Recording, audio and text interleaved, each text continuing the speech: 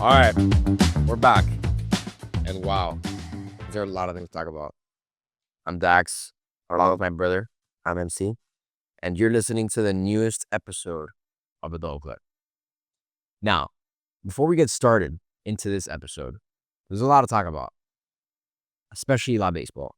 I do want to talk about something that isn't related to baseball, just because we're from Miami, we're diehard Heat fans, we're diehard Dolphins fans, and some history happened. Some history happened that we have to discuss, and I think you know what it is. Bam Adebayo, 83 points, second all-time points in one game in history of the NBA. I don't think anybody saw it coming when they bought tickets to go see the Heat play the Washington Wizards on a middle of the week night. They got a ticket to see history. And yeah, he cemented himself in history as a Hall of Famer, I think. You look at his resume now. He's a 3-time All-Star, 5-time All-Defense, second best player on 2 finals teams, and now he's the second highest scorer in a game in NBA history. Yeah. Along with Will Chamberlain and Bryant. Kobe, Bam, and Will. Company. That's insane. I'll say, but this is the most points scored in the NBA game that we have documented. Yeah. A paper saying 100 isn't enough. All right. So this is the highest scoring point or the highest scoring game of all time, and it's our guy Bam, bro. I know there's some controversy around this, and I want to talk about that because a lot of people are saying that that it's kind of lame to chase a record. It's kind of people are considering a Bush League, and I just want to say to the people that are thinking that I just think that you're supposed to play the sport of basketball. You're supposed to score. You're supposed to, just because someone is dominating the game, there shouldn't be you know what I mean? That's to me, it's the equivalent of, look, the Yankees are winning 10-1, and then Judge hitting a home run. He admire that. If you guys are throwing in a pitcher, or sorry, if you guys are throwing a position player, okay, that's on you. You guys are waving the flag. So don't discredit someone that's trying to achieve greatness. I think all records are meant to be broken. Yeah, the backlash, I don't understand it. I really don't. I think the precedent that everybody is setting is that it has to be a close game in order for a record to be broken. That doesn't make any sense to me. I mean, if I had to guess, 50% or even, I don't know, around 50% of the games in the NBA are not close games. Maybe less, whatever. Bottom line, a big majority are not close games. So what? It has to be a tie game for a record to be broken? No, it's bullshit. A player showed up to ball today. Stop him. So I think that 83 points, it was earned. Washington didn't just let him score. No, he scored every point. Yeah. And hey, kudos to Bam. You're in the history books, brother. That's all that matters at the end of the day. And as a person, that guy's a great dude. And I've heard it from many other people. And so as Miami Heat fans, we're just not we're not just shocked, but we're just also really proud. It's a cool moment, Yeah. in our fandom of Heat fans that we'll never forget. So, but with that being said, I think we got to start talking about the WBC. Yeah. The WBC was or is, I should say, one of the greatest events in sports. It is. And if you haven't gotten the chance to watch baseball, if you're not into baseball, and somehow you stumbled upon this video, this is where you start. I think this is something that really gets people locked in. Everyone's really, really into it. The players are, the fans are, and the truth is, we're from Miami, as we mentioned before. And the Classic is hosted here. It's one of the locations, especially for the playoffs, which is a blessing because every single time it's here, we had to see some history. And we did. We got to see some history. And we're going to talk about that. So before we get into that, though, I want to ask you about something that has been going around, especially with Derek Jeter, our fucking guy.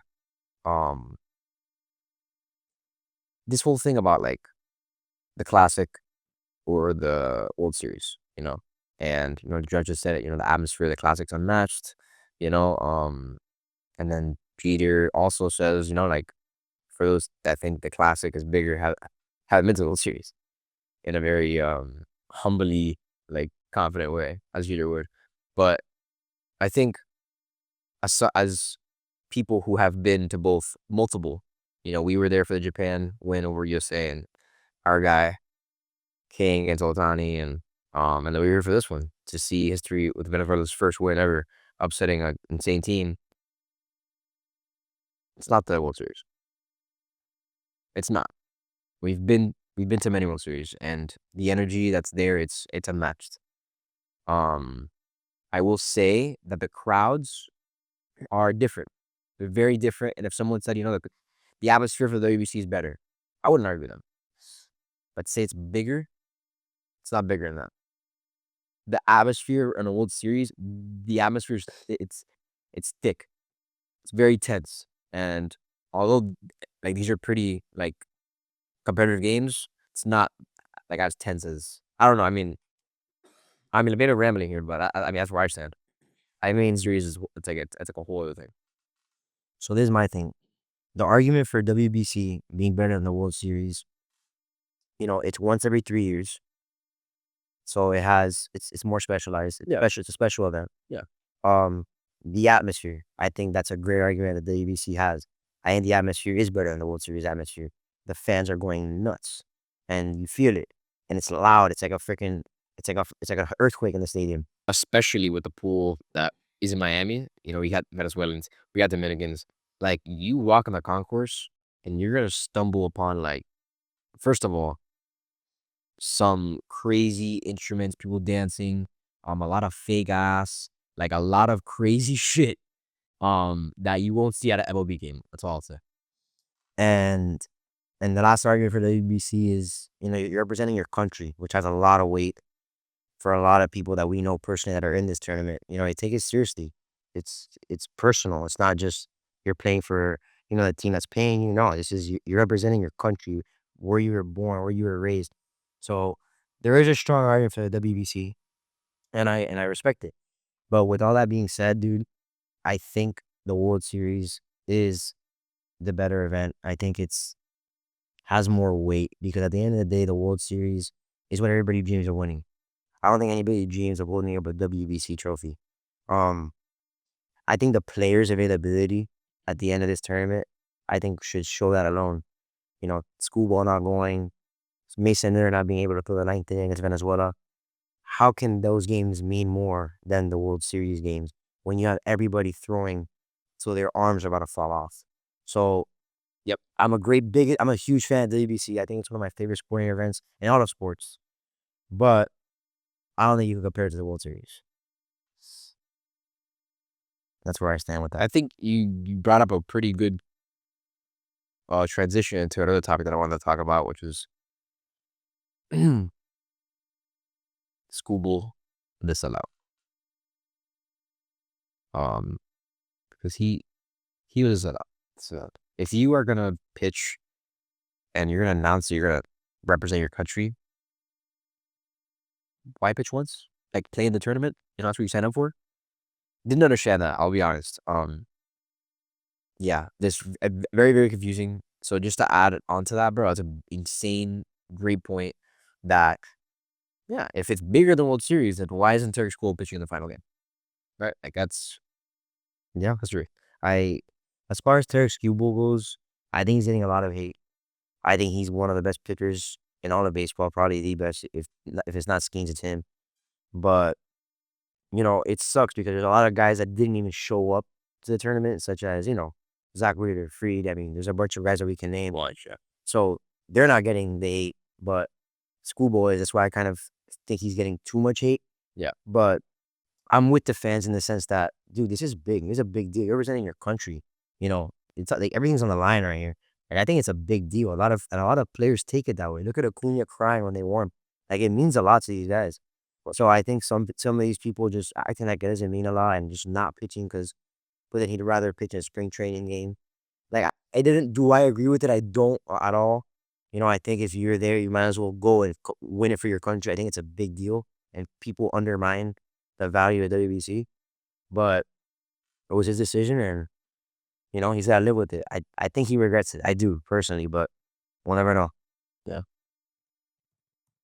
All right, let's talk about the top 5 moments of the WBC because we got to see a lot of those in person, and it just is different. It's different when you're there. And there were some fucking unreal baseball moments that I think I'll remember for a minute. Do you want me to start, or do you want to start? Whatever you want. You want to go for it. Yeah, I'll start. I think this is what I'll do. I'll say my honorable mentions. I'll say my 5. Then you say honorable mentions. You say your 5. I have one honorable And then I'll go 4. And then you're saying so on. You get it or not? Okay. So I'll start pretty quick with the honorable mentions. First honorable mention, I'm gonna go Super Vlad. Loved Super Vlad. Diving, Oh. fucking yo, he has wheels, bro. Like people are like sleep on that, but bro, he's hauling ass home, and I'm like, Vlad, are we sure? Like, are we sure we're doing this? And he was sure because he fucking went right around it beautifully, bro. And awesome moment to be there, especially with the girls. Julio robbing Judge. Awesome moment seeing that. I mean, I'm a Yankee fan, so it was like, damn, like could have just went yard, but and then Joe Davis, because what we did was after the game, we went to watch it again. Joe Davis says, "Oh, Spider-Man robbing Superman," and like I loved that. Oh, I love. Right. I don't know. I like Joe Davis is a slept on like commentator, and I think no one's better than like to replace Vince Scully. I think he was the best person for the Dodgers. And then last one I'll mention, I'll say is Puerto Rico winning in the 10th against Panama with the first ever walk-off home run in WBC history. So that's pretty dope. That was the first ever? Yeah. You sure? Walk-off home run, yeah. Wow. Crazy. Wow. So it happened in the 10th of Puerto Rico. It was in Puerto Rico, so they were getting crazy with it. So then my 5 is 20-year-old Lucas Ramirez going apeshit, hitting 2 bombs against TBSA. Sick moment. 20 years old. I mean, that's any kid's dream. And Lucas is a kid that we know personally. I mean, he's a great kid, super cool. We know him since he was really young. Yeah. And to see that, I was like, damn, Lucas, you got that in you? Yeah. Because earlier that same week, I believe he had a home run off the ground. Yeah. And I was just like, dude, Lucas hit a home run off the ground. I'm like, what? So then see that happen like right off the bat. I was like, dude, this is awesome. So and he's also putting on for the City of Weston. So shout out. And then yeah. So then you go. Do your whole list, I think. Because you're flowing. You're flowing. Whatever. Dope. My 4, just from a personal standpoint, because it was just awesome to watch, was Bobby Witt's defensive clinic against Mexico. And then you get the skiing smirk. And then you see like all the memes like in smirking and like Libby Doon even posted. I mean, yeah, like Libby Doon like can't even make fucking skiing smirk like that. Not to mention he had 2 doubles that game as well. I think I was telling you that earlier during that game. I think he's the best shortstop that I've ever seen. Yeah. And that's bold, but wow. Yeah. He's special. Yeah. So I'm also a sucker for defense, so that's probably why you get probably wondering like, damn, like over the walk-off home run in PR, like I'm a sucker for defense. Like whenever SportsCenter picks top 10, I drop anything I'm doing, and then I just have to watch the all time because they always throw in some defensive gems. He really is defense. Yeah. And then 3, I gotta go Ozzy's 3-run bomb, down 3-1 with 2 outs against Nicaragua. Those are always the fun ones. The 2-out ones, your team's losing. That's literally the scenario that everyone dreams about. And yeah, bro, it was just such a like sick ass moment because I love Ozzy. And then 2, I have to go with the unsung hero William Berger. 3-run bomb, take the lead over Japan. Wow. And I want to ask you a question. Most important hit of the tournament? Without a doubt. I think so. Because bro, they're losing. I think it was 4-2 or 4-3. And then he hits that. It was 5-4. 5-4. Yep. And then bro, he just breaks the game open against Japan, who had to take out Yamamoto, and that's a good what if if they never pulled him, like would they would have won that game? No. Or maybe even won the WBC. Anyways, 1 for me is the 8th and 9th of the final. You got Harper's bomb in the eighth to tie it. Next, which by the way, like stadium was going crazy, and that guy's genius was just so clutch. Who you talking about? Bryce Harper, Different. donkey balls. Like that guy's his nuts are big. Like he loves attention. He's go for a moment, and then Eugenio's double following that, and then Venezuela winning first ever WBC. Like just those two innings to me are peak baseball. Eighth and ninth. So for me, I find one. Yeah, no, it was baseball for sure. Yeah. Yeah, that's a good list. So I have one honorable mention, and it's Darel Henraiz's walk-off bomber Panama, Puerto Rico, in the bottom of the 10th inning. Super cool moment. And I didn't know it was the first ever in WBC history. Super cool. Yeah. And Lindor's Instagram story was super sick. He was just yelling. "Ah." That's what I like about WBC, the energy that it brings. Super. So number 5, I have Otani and Acuna leading off the game with a home run in the first inning, both of them. You know, it was just Venezuela versus Japan. You knew you were going into a special game. Yeah. And then just to start off the game, you get a home run from the 2 stars of the game. It was just Zeta Farms. it was fucking sick. So it set the tone for that game, and it was awesome. That was my 5. 4, I did Wilyer Abreu home runs Pearl.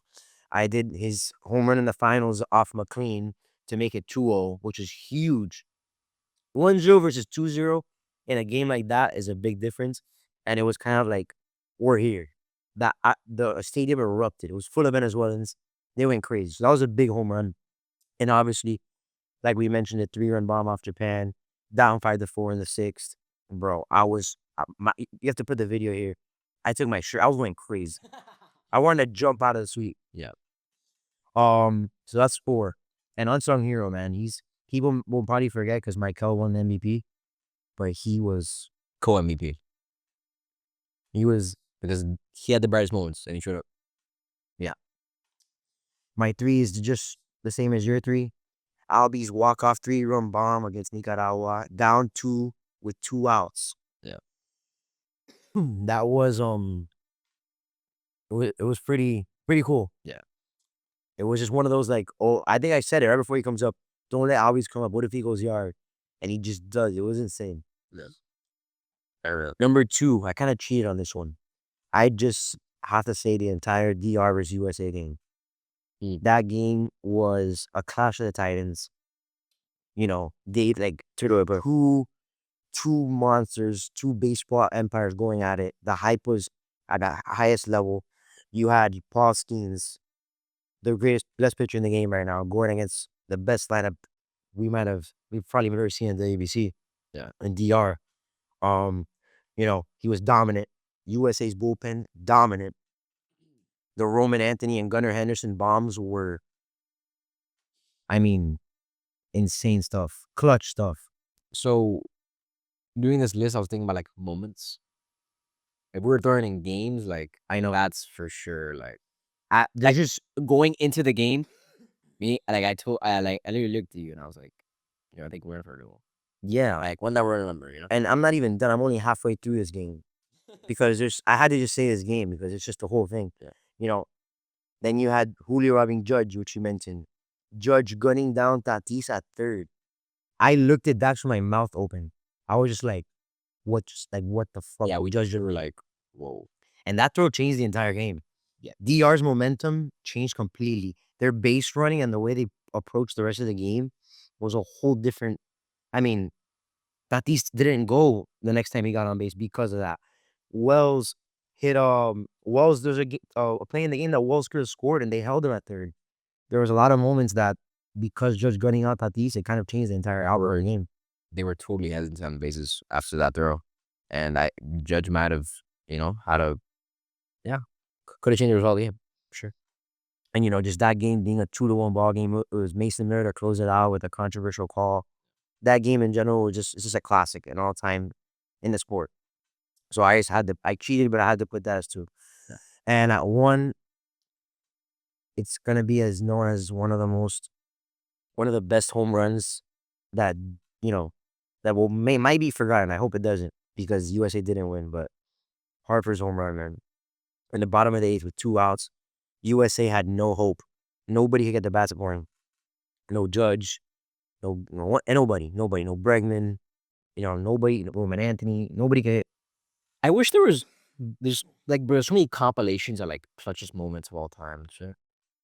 I want to see, I want to make a compilation of like the moments that like never like got the love that it, like Rajai Davis home run, like so many like legendary, like damn, like that was so clutch, like moments. Bo Bichette's bomb off of time in Game 7. Like there's so many like clutch moments that don't get talked about because they end up losing. Like I shouldn't be like diminished those moments, I don't know.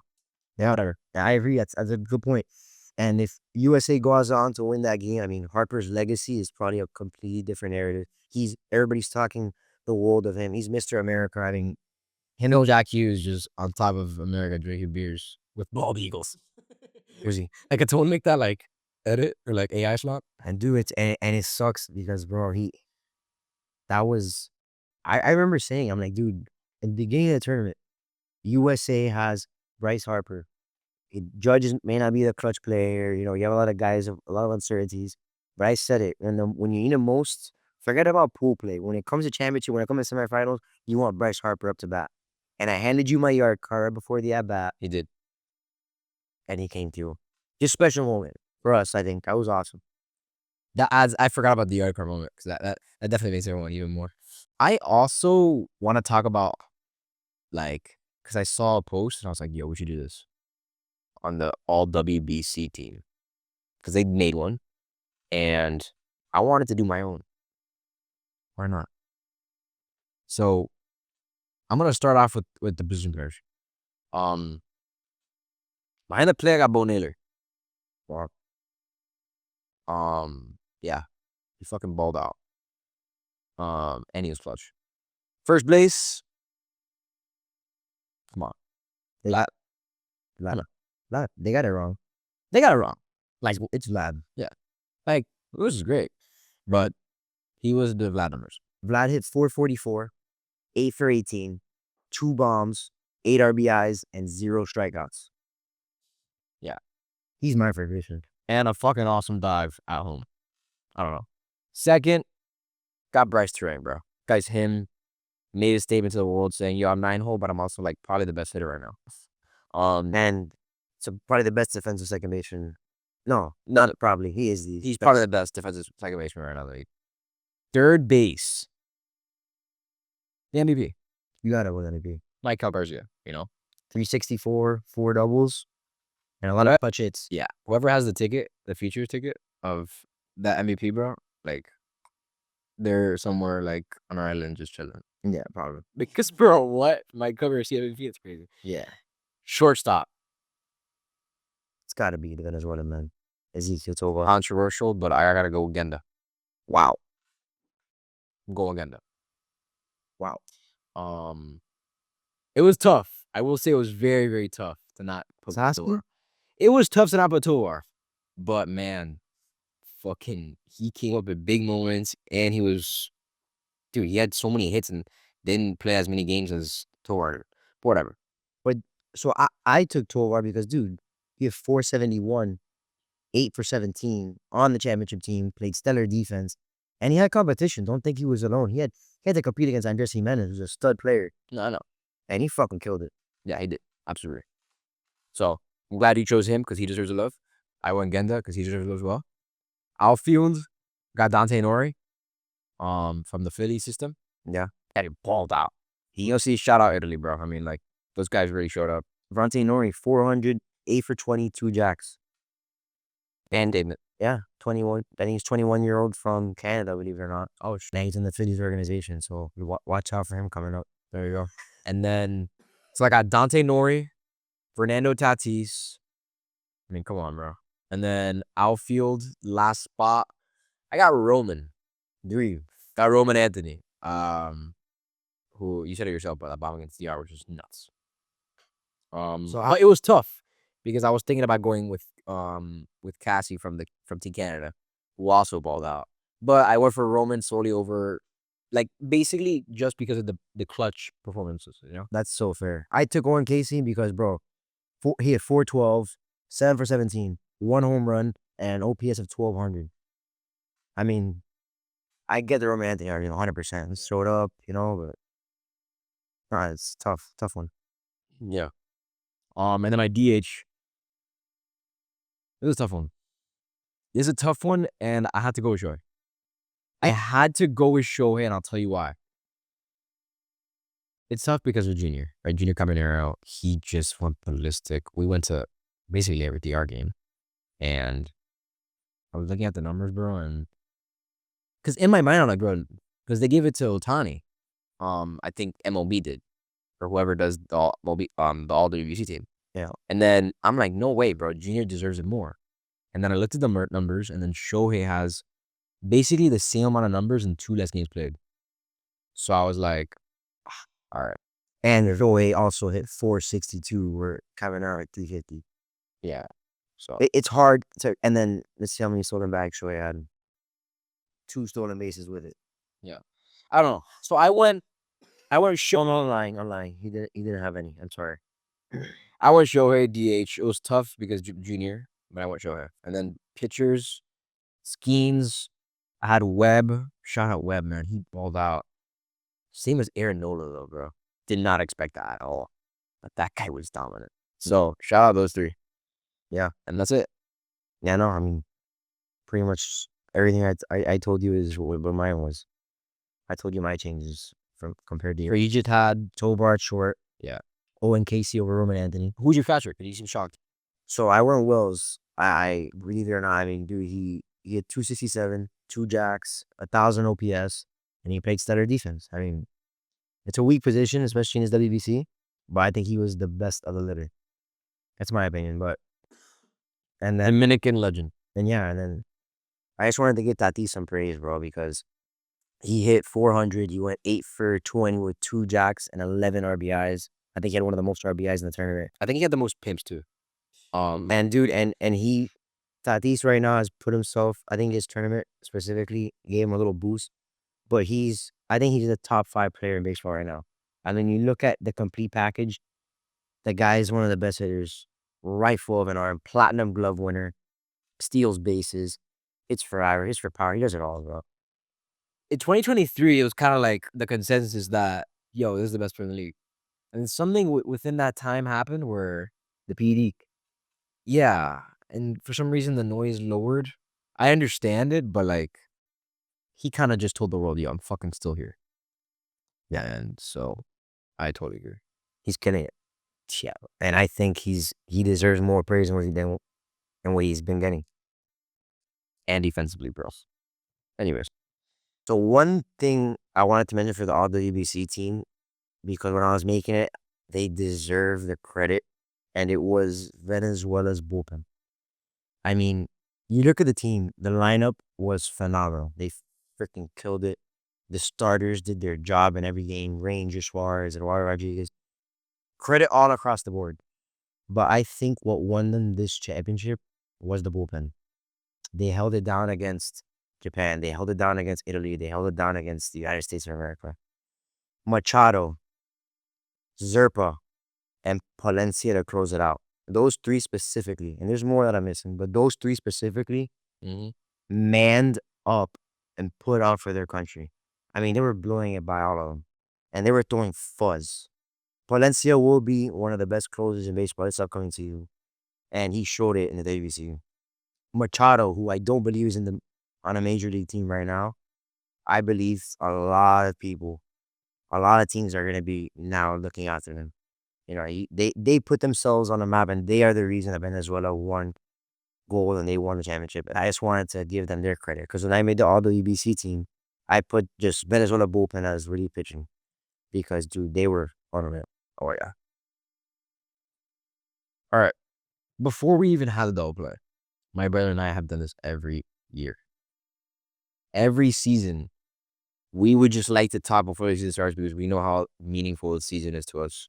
And we're like, look, why don't we just predict who's going to do this, who's going to lead in this, and who's going to win certain awards. And then also, the standings and stuff. So I was like, dude, like we have to do it for the double play now. Like we do it every year. And this is the first time it's actually on camera. So I'm super excited about this. Where should we start though? That's to me what I'm trying to figure out. Do we go best, like the bigger awards to the smaller ones, or smaller to bigger? What do you think? I think we should start off with Cy Young. You want to start saying? Okay. That's cool. And then I think we should go to Rookie of the Year, Coach of the Year, and then MVP. Dude. Like that? All right, let's go NL first. Okay. Not because. Let's just do it. You want to start or me? So we also are gonna do our 3, 1, 2, and 3, like our rankings of our top 3 candidates for each award. Because there's 3 people nominated. Yeah, For the award. exactly. So let's start for number 3 for NL Cy Young. You want to go for it? Or me? You go for it. At number 3 for NL Cy Young candidate, I'm going with Freddie Peralta. Wow. I think Freddie Peralta has gotten a bolt of new life now. He's joining a powerhouse offense and a team that is in New York, and they have a lot of energy, and they're pumped for this year. And it's a big market team, something he's not used to, and he is the anchor of the rotation. They're solely relying on him. I think without Freddie, the Mets have no chance at even making a playoff. So I think he's aware of that. I think he's a stud, and I think he has a phenomenal year. So I have him at 3. Take a pick. I think in the Brewers organization, he wasn't able to really like show it that much because he always has horses around him. Mm-hmm. So I think New York Mets is a good spot to shine. Yeah. And for number 2, I'm going with, in my opinion, and most people's opinion, the best pitcher in baseball, Paul Skeens. I think Paul Skeens has another dominant year. I could definitely see him winning it. But in my opinion, he's going to go 2. I think there's not much to say about Skeens. I mean, everybody knows it. There's no hiding the ball there. He's 2. And the reason why I don't have him winning is because there's a pitcher from Japan who's on a generational run right now, who who just won back-to-back championships and a World Series MVP, and he's only looking better and better every year in the big leagues. And this is probably the best team that he has had, considering they just won back-to-back champs. I think this is the best team he has had. I think he wins 20 wins this year with a sub-2 ERA and one of the leaders in strikeouts. And I think Yoshinobu Yamamoto wins his first Cy Young in the major leagues. Wow. We saw it, bro. The last Major League Baseball game that we saw was the World Series. And did he perform in that? Holy. And we just saw dominance, and we were like, okay, yeah. So I totally can get behind that pick. You want to do the dark horses? I mean, since I won it, I might as well just finish it. No. Yeah, since I won it. I'm on it already. I don't think we should. Just have to go back to it. Let me just finish it. Yeah. No. Just. I think it's better if I say it and then you do the dark horses. Why do you think so? Do it. Just do it. I think it's better because I'm already talking about it. Go ahead. Okay. I have 3 guys, dark horse NL Cy Young winners, guys who people don't think are gonna do it. They're just Hail Marys, It might happen, but Love them. Love the Hail Marys though. so my dark horses for NL Cy Young, I'll start off with Sandy Alcantara. He is on a walk year. There's a big season for him. The Marlins decided not to trade him. So he has to go get some money. I think he's locked in. I think the Marlins are going to be a good competitive team, and they're going to need him to win. So will he win? I don't know, but it's possible. My second dark horse, Jacob the Miz Mizorowski. I think his stuff is self-explanatory if you've seen him pitch at all. The kid's huge, a monster of a body, and his fastball's electric. I mean, his slider's nuts. He has it all. And this is his second year in the bigs, and it's just a matter of putting it together and just stay healthy, and he could definitely win it. If it's not now, it's soon. Yeah. And then my last one, it's a stretch, but me and you have always been a big fan of him. Shota Mike Imanaga. I think I'll spore through. it's my third dark horse. I think he is one of those just consistent pitchers. You know what you're gonna get out of him. Quality starts or quality start. And you know how I am with these Japanese pitchers, bro. I believe in them. Do I think it's gonna happen? Probably not, but it's dark horse pick. Mike, bro. Mikey Managa. Speaking of consistent pitching, though, it's a good way to enter my NL Cy Young picks. Let's start with Webb. Our guy Logan Webb, man. I mean, that's one of my favorite pitchers, maybe of all time. I love him. I love watching him pitch. It's an art. And the truth is, you know what you're gonna get every outing. You know, you're gonna get ground balls. You know, you're gonna get the outs. You're gonna get innings, and that's what he does. And every year, for the most part, he's almost been a nominee almost every year. You know, like he's had this dominant run, and so why not do it again? Who knows if he can win? So hopefully he does. And then second, bro, I'm gonna go Yama. I'm gonna go Yoshida Noto for the same reasons he said. I'm gonna take some time. And then, bro, I mean, MC alluded to it, but bro, Paul Skeens could be the next Nolan Ryan, Roger Clemens, however you want to put it. But I do think he's a generational pitcher. And what do generational pitchers have? They have Cy Youngs. And I think he's starting to collect some. Yeah. I mean, year 3. Year 1, he had his rookie of the year. Year 2, Cy Young. And year 3, I could definitely say Cy Young. I think he'll go down as one of the best pitchers ever played this sport. I think that's the path that he's set it on. Probably. He is, it's insane. He's a splinker. What is splinker, bro? The fuck's a splink? I look at the TV, the WBC, 94 mile an hour. I think it said sinker on in Lone Depot behind center field. I'm like, dude, it's not a splitter. Bro, the guy's 94? What is that? the guys in the batter's box didn't even know what that is. Point is, I think he'll go down as probably the best pitcher of all time when it's all said and done. Yeah. I do. You said Nolan Ryan. It's his second year and he already has more Cy Youngs than Nolan Ryan. The stove is Stevie.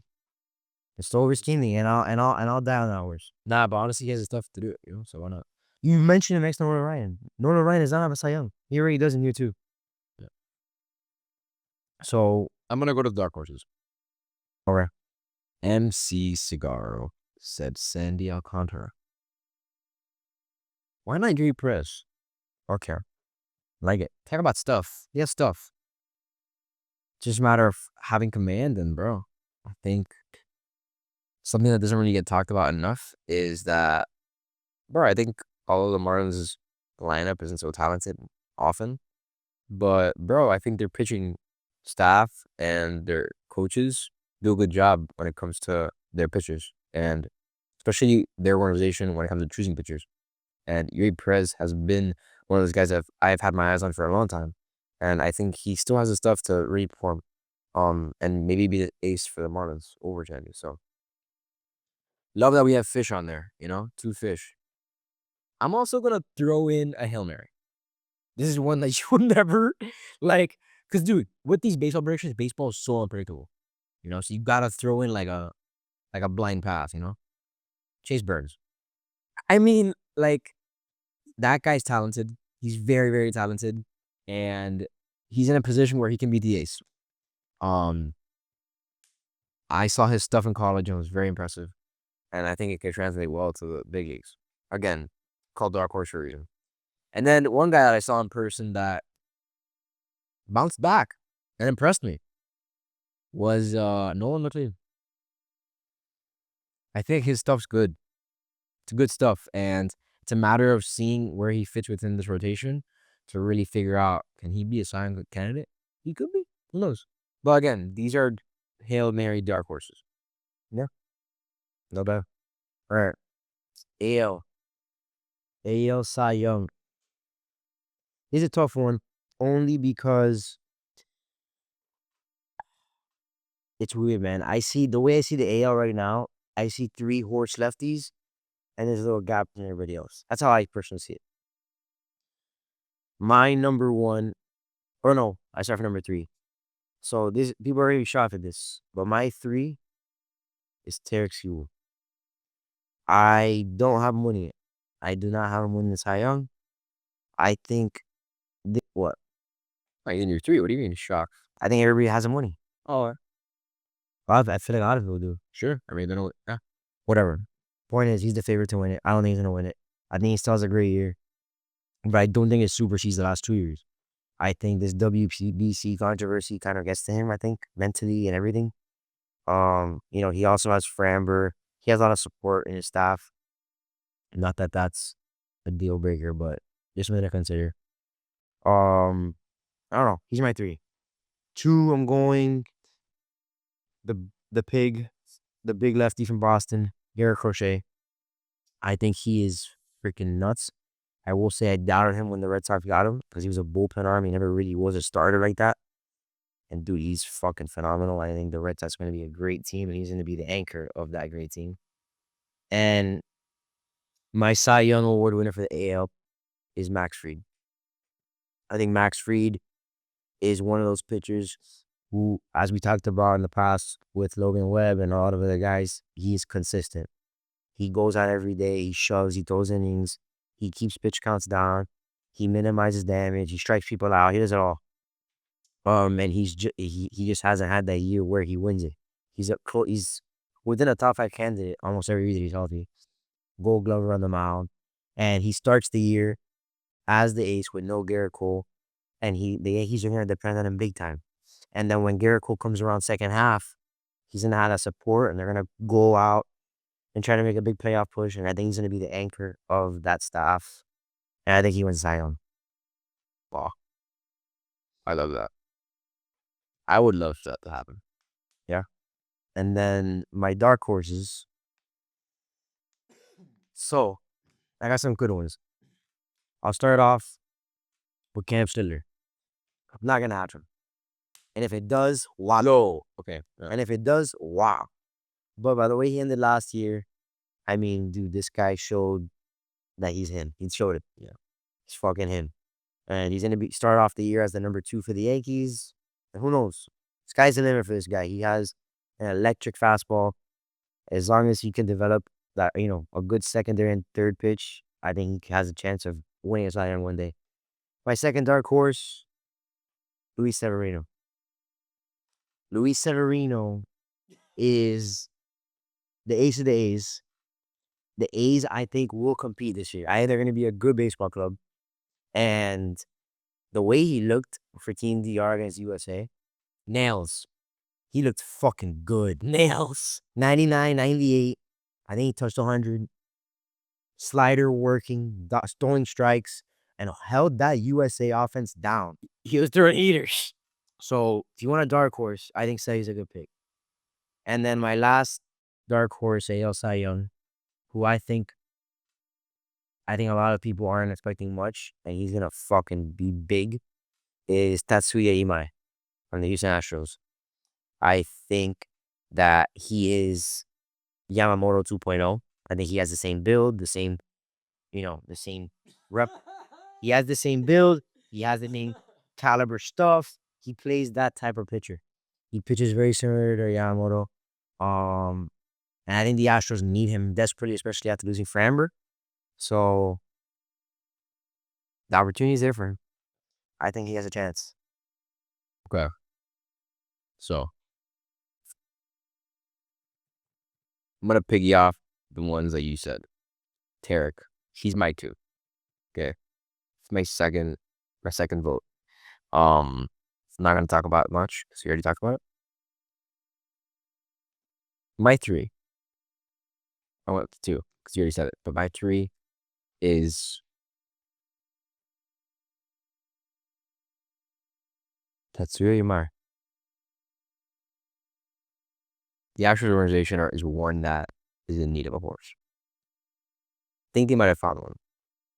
And when they signed him, I got disappointed as a Yankee fan. So I think people are going to back this episode and say, damn, these guys actually knew.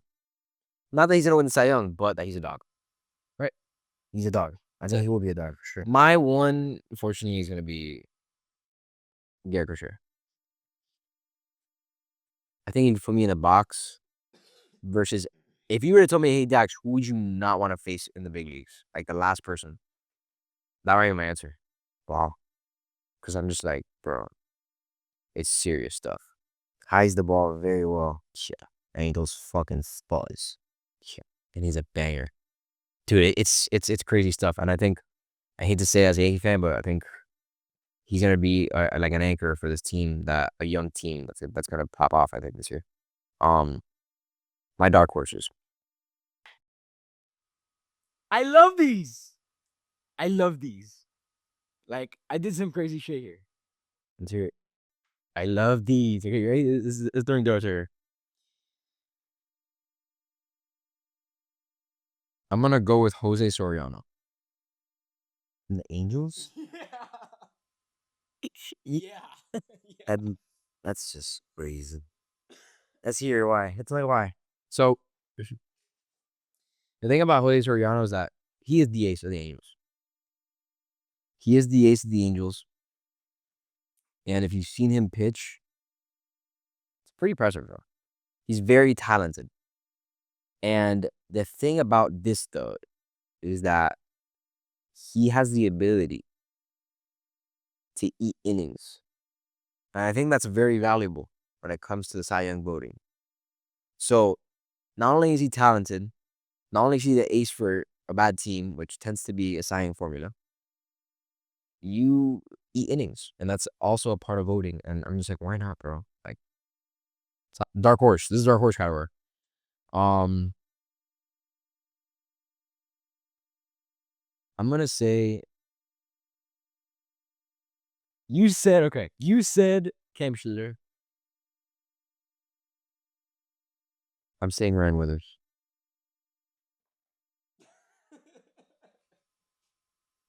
Yo, look, listen, bro. Listen. I'll try. Derek Cole's hurt to start the season. What I've seen from Ryan Weathers, I don't think he's starting. What I've seen from him this spring, it's beyond impressive. Not the last two starts, but yes. Fine. I think he has the opportunity to shock the world. Whatever. Dark horse, love it or hate it, whatever. And then another one that I have Is Max Fried. As a dark horse? Huh? As a dark horse? Yeah. I haven't won that shit. I know. And the one that I was testing between with Weathers, because they're kind of like not similar. They're not similar at all. Because one of them is like established. But I was thinking of throwing Mackenzie Gore in there as well. But I went with Weathers. You know. Mackenzie was on the bottom. Yeah. So yeah. Now we go what? Rookie of the year or coach of the year? Let's do. I mean, what do you want to do? I think we should do rookie of the year. Yeah, it's a rookie. Okay. AL or NL? Hmm. You want to stay AL since you retired? Yeah. Let's go. Yeah. All right. My third place vote for the American League Rookie of the Year will be Munetaka Murakami. I think he has a chance of winning this award. I think going back to the 2023 WBC, he was Japan's best hitter for sure. The guy's greased. He's a known hitter. I think he's a two-time MVP in the Nippon League in Japan. And yeah, Japanese hitters have had struggles adjusting to the major league fastball and all that. But I think he went to went to the White Sox, a team that very weak lineup. He will have a lot of time to adjust. He's on a win now team. And I think he settles in quite quickly. And he's a guy that has 40 home run potential in a couple years on the road. And dude, he's gonna be a solid player. So I have him 3 for AL Rookie of the Year. At 2, I'm going with Trey fucking Savage from Toronto. I think from what we saw in that last playoff run, in person, me and you, the guy's nails, the guy's balls, the guy does not phased by the moment. The guy is just disgusting. East Carolina alumni. I think that Trey Savage has a great year. I think he becomes the ace of the Blue Jays by the end of the year. And that splitter, bro, and that arm angle from all the way up here he's hard to hit. He's hard to hit. So I have 2, and then my AL Rookie of the Year, Tatsuya Imai. As I said, I think he has a chance of even being a contender for a Cy Young, as he's going to be the ace of the Probably the ace. I mean, it's hard to say ace because they have Hunter Brown, but he has a chance of being, at the front of that rotation, and he's just done. I think he's gonna be the AL Rookie of the Year. My 3 is gonna be an arm, and it's gonna be an arm from the Boston Red Sox. His name's Conley Early. Conley. Said that. He Showed up a little later last year. Stuff looked good. Very, very good. Yeah. Uh, Lefty. very. Another lefty to the rotation. So that's my 3. My 2. You have a Japanese player. His name's Murakami. I have a Japanese player. His name is Kazuma Akamoto. Now, I think if you're starting for the World Series team, there's an expectation. As a rookie, you're entering the league in Japan. That's already expectation. You're new to the league. But then now you're not just joining a team. You're joining the American League champs. And you're just straight in the lineup. So it's like you gotta show up and fill that hole that Bo left, So I think is it gonna be Bo? Maybe not, but maybe enough to give him Rookie of the Year. And so my one is gonna be Tatsuyima. We're big on him, bro. We're big on him, and we also alluded to him in the Cy Young talks, so that was kind of a no-brainer for us. So at least we both have the same Rookie of the Year. Yeah. All right. NL. It was tough. There's a lot of guys that it's like there's not much big experience and there's not much professional experience. So it is a tough category. At 3, I'm going with the favorite to win it as of right now, Connor Griffin. I think it's very hard for me to say he's gonna win when I haven't seen much of him. So that's the only reason why I have him at 3. Yeah. He's at in an organization that for some reason has struggled to develop big bats. So that's kind of why I'm not so big on it. So he's my 3. At 2, I'm gonna go with Andy Payton. Fellow Broward boy. I think that he's been a hot talk in baseball for a couple years now. I think he was the number 1 pitching prospect like maybe a year or 2 ago. And I think now is when he finally gets his shot. I feel like he really hasn't gotten that shot, and this is it right now. And his stuff is crazy. He's a big kid, and he has a lot of pitchers around him in his rotation that are very knowledgeable that can help him succeed. Nola, Wheeler. I mean, these are guys that have done it for years, man, and so I think he's in a good position. And then my NL Rookie of the Year winner is Owen Casey from the Miami Marlins. Team Canada's outfielder. I think he's a stud.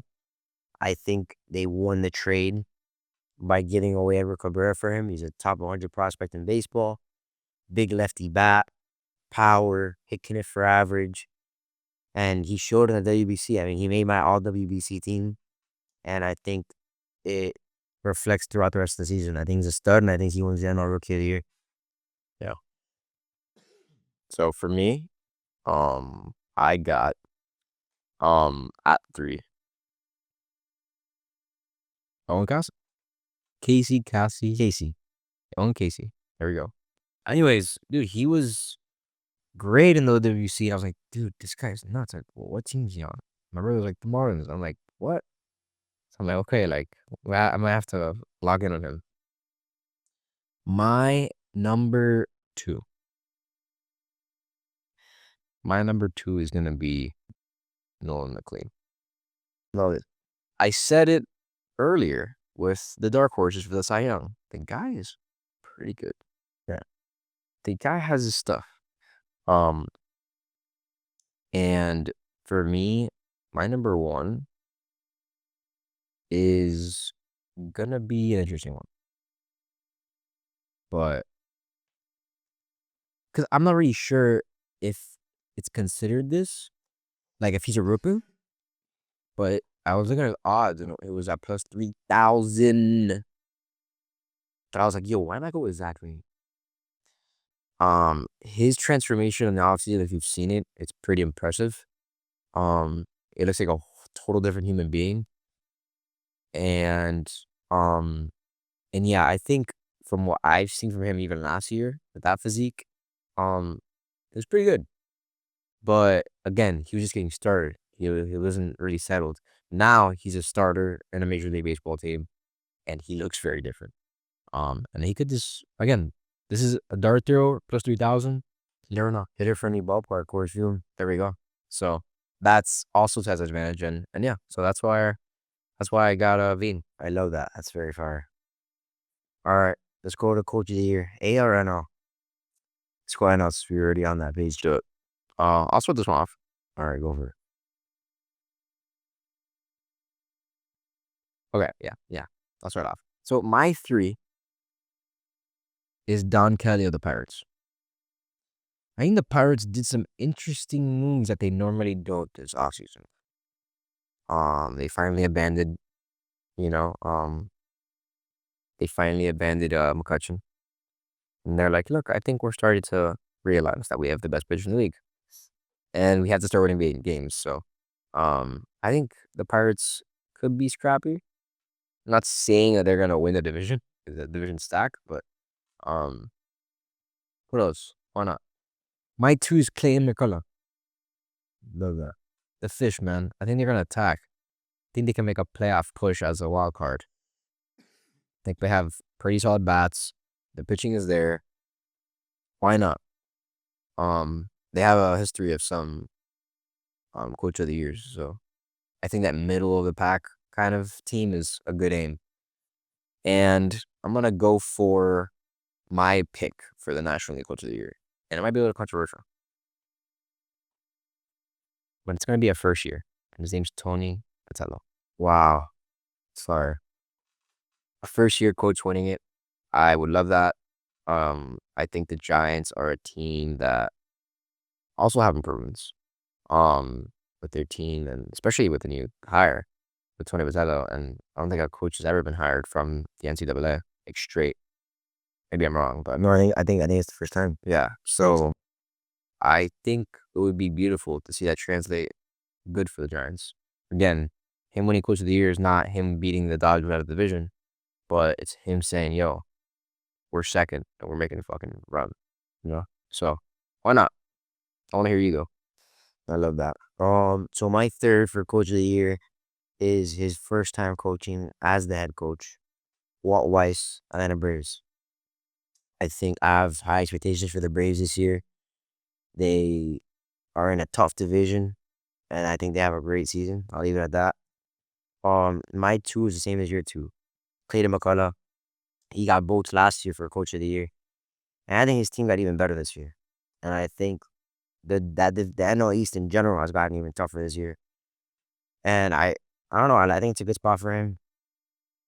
And the Fish will compete. The Fish will compete, and I think people aren't expecting it.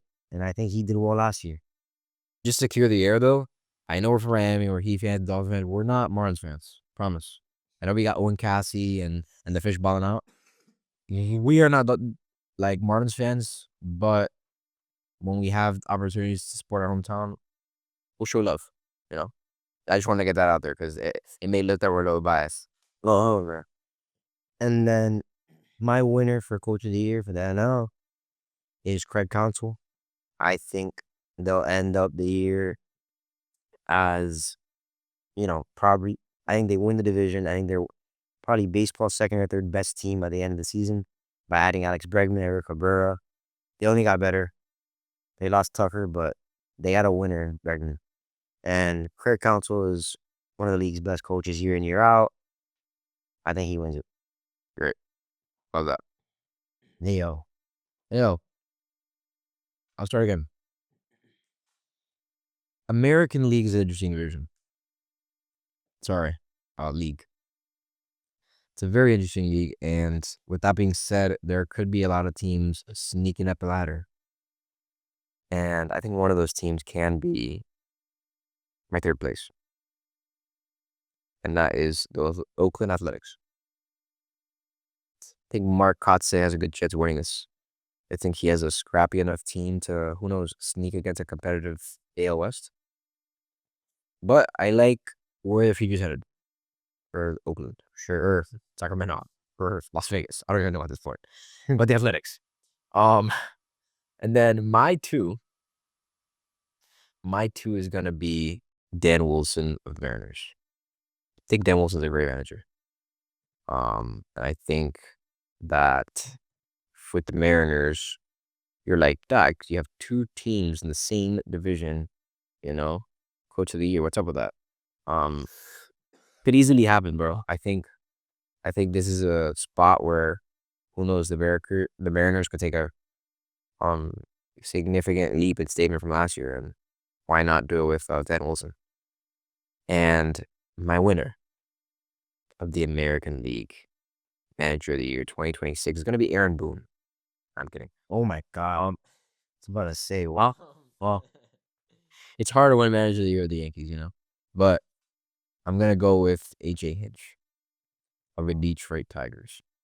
I think the Tigers this year have a team that can win the American League. And I'm going to get to that soon. But I think the Tigers are serious this year. And I don't think they're here to play. And I think the whole Tarek narrative might stir this pot for them. So my winner's AJ Hinch. Wow. My AL Coach of the Year, or number 3, same as yours, Mark Kotze, Athletics. I think people don't expect anything out of them. They were a joke in the league, and they got a couple young studs in Nick Kurtz, Soderstrom, Jacob Wilson, and I think now they're here to compete. So I think they're going to shock a lot of teams this year. A lot of good value on that team, and that's my 3rd.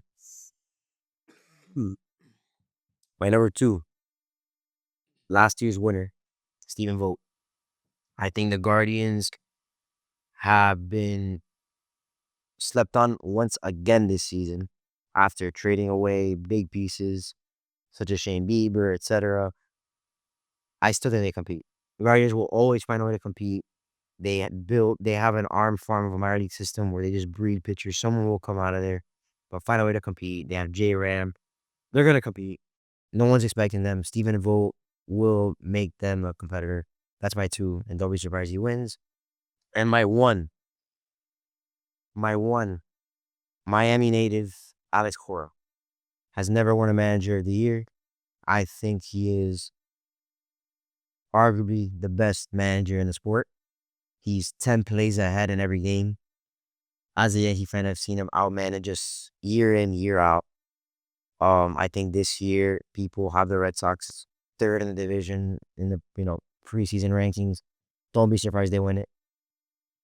Just because they're young, they have a great squad, and Alex Cora can lead any team to a winning season. And I think the fact that Alex Cora is not a Manager of the Year is beyond me. I think he is, like I said, the best manager in the sport. I think this is different. It's a good spot. People don't expect much out of Boston. And I think it's a good spot that he shocks the world here. Unbelievable pick. Really, really good pick, bro. Like, really,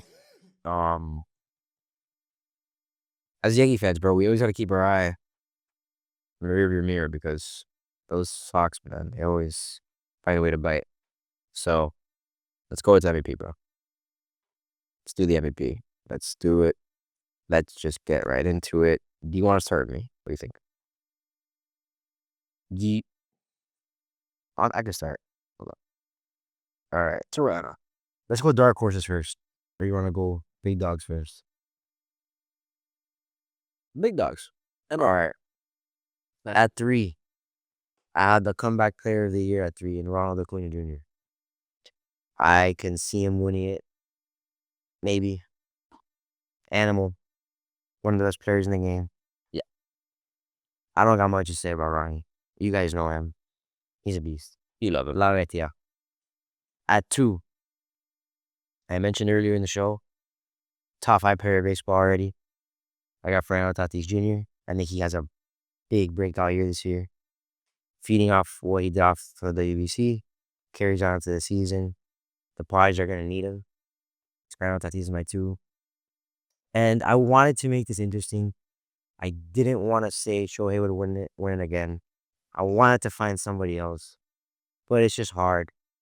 It's hard when you have an alien of a human wearing number 17 for the Los Angeles Dodgers. As long as he's healthy, I cannot see him not winning the MVP. I think he'll break Bonds' record as long as he stays healthy. He is one of the best pitchers in the game on its own.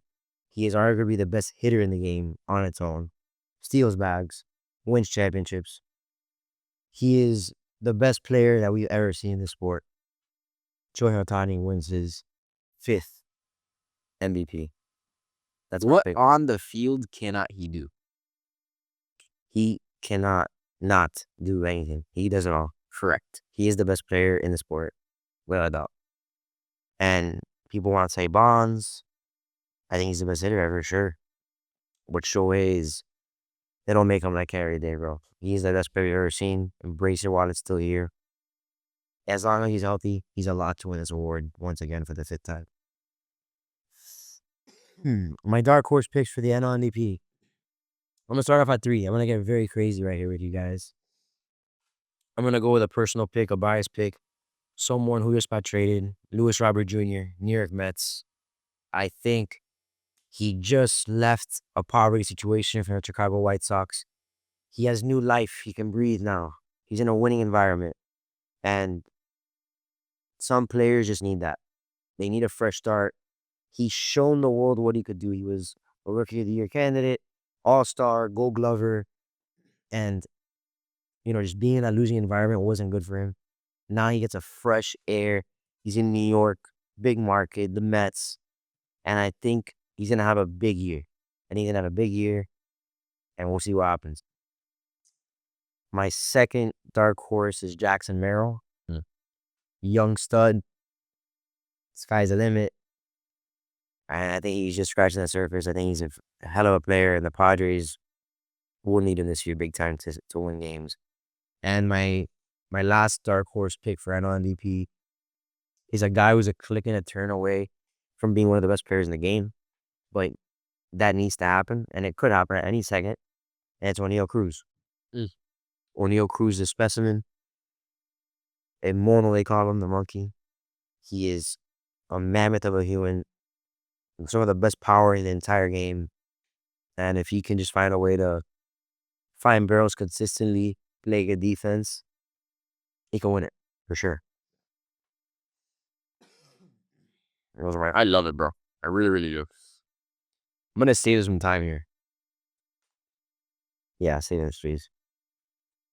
My 3rd Deconia, my 2 Tatis, my 1 Ohtani. Holy shit. So we're just Done we're think yeah, we're with saying, that one. wow, So let's just jump into the dark horse. go to it. Well, I talk about Ohtani for a little bit. Is he not a lock? Like, tell me your opinion on Shohei. I just want to hear what you got to say about him. Like, am I just like, I know everybody sees it, but what do you see? I don't know. When you have an advantage over every player in the big leagues, And not just an advantage. but you're the best at probably everything he does, it's kind of like LeBron playing in March Madness. Where it's like, this is not the right league for him. Seems that be what it is. It's kind of like, if, I don't know, like, humans have 2 hands. If he has 4, like, he's going to be more efficient. It's like, I don't know. I'm trying to think of, like, a way to put it, but it's just like, he is just really good at what he does. He's not fazed by the moment. You can argue if he's a better pitcher versus hitter, which is ridiculous. I think it's a talent that we've never seen in the sport. And I would maybe even say that it's a talent that we may have never seen in sports in general. I think a good way to put it for you football fans out there is if Patrick Mahomes or Patrick Surtain were one player. And they were just one player playing on one team. And their name was just Patrick. And that's it. Yeah. Like they played offense and you throw the ball and score touchdowns, and he played defense and just don't allow the other team for touchdowns. That's literally what Shohei Ohtani is in one player. And it's kind of cliche at this point, but he's special. Embrace it. You'll probably never see his again. No. You guys are probably like, damn, you guys are glazing him right now. But the truth is that this episode is a preseason episode, and we're not gonna have a chance to talk about him like a lot. And now we can really like reflect. Now we're like kind of the bridge between the WBC and the preseason, So It's just how can you not pick him to win it at this point? we'd be full. Yeah. We would be done for that. So I'll just go into dark horses. My dark horse is someone who I think is everything that you were saying about O'Neal Cruz, just a click away from becoming one of the league's best. 5-tool player in the sport. I just think he had to get some little more maturity. Is Pico Armstrong. I think this is a guy that A is on a great team, and B has all the tools in the sport that you need to succeed. And I think that with his speed and power, I think he's a sneak for the MVP. I also love watching him play, man. He has so much like fucking aura, bro. No, he's a beast. And then I'm gonna go with another sneaker with Ketel Marte. I think Ketel Marte is one of the best hitters in the league. From consistency to like, dude, even power hitting, bro. He had some bombs in WBC. I was like, whoa. But yeah, bro, he's just unfair, And I honestly, if it wasn't for Tatis and Acuna being like so amazing, I could easily see him getting nominated. I'm like, again, with all of these dark horses, like we're bullshitting if we think they're gonna win, with the Paul Ohtani thing. So it's kind of just me thinking like, oh, who could be like a finalist, I think Ketel Marte could be finalist. Sure. Now dark horse picks that I personally love. I really, really love this one. It has good value. In fact, he's at plus 3,500 to win the MVP. And it's a guy who I won in the Cy Young, and it's Paul Skeens. I think this is a generational pitcher, as we said, and I think that the sky is the limit for him. Like that Biggie song.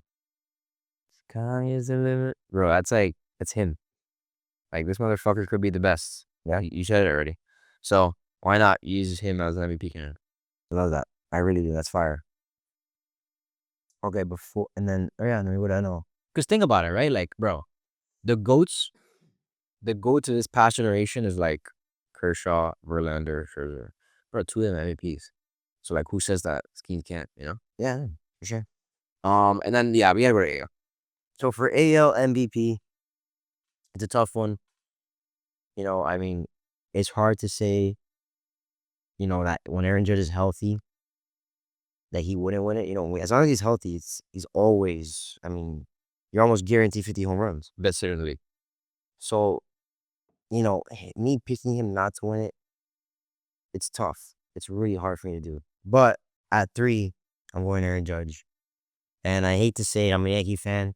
He's my favorite player of all time.